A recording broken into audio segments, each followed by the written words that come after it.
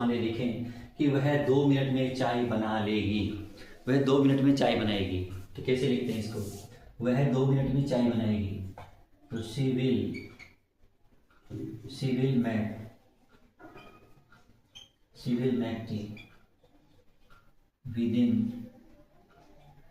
Within अब 2 minute के लिए यानी कि विदिन 2 मिनट्स।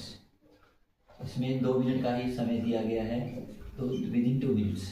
अब she will make tea within 2 minutes. 2 minute के अंदर अंदर वह चाय बनाएगी, यानी 2 मिनट वो पूरा नहीं लेगी, उससे पहले ही वो यानी 1 मिनट में ही काम पूरा होने की संभावना है। इसमें संभावना 1 मिनट में चाय बनने की है, लेकिन समय दिया गया है 2 मिनट। 2 मिनट से यानी कि पहले ही काम पूरा हो जाएगा, ठीक है ना। अब जैसे मान लीजिए आगे लिखते हैं कि वह 1 मिनट में आएगा। वह 1 मिनट में यहां आएगा। कैसे लिखते हैं? He will come back. He will come कर लीजिए, बैक की आवश्यकता नहीं है। He will come within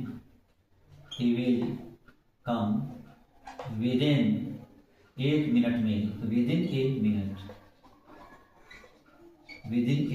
minute वह 1 मिनट में यहाँ आएगा।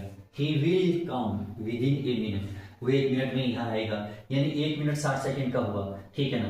अब 60 सेकंड पूरा नहीं होगा, यानी 30 सेकंड से पहले पहले यानी कि काम हो जाएगा, ठीक है ना। आने का काम है वो 30 सेकंड में ही हो जाएगा।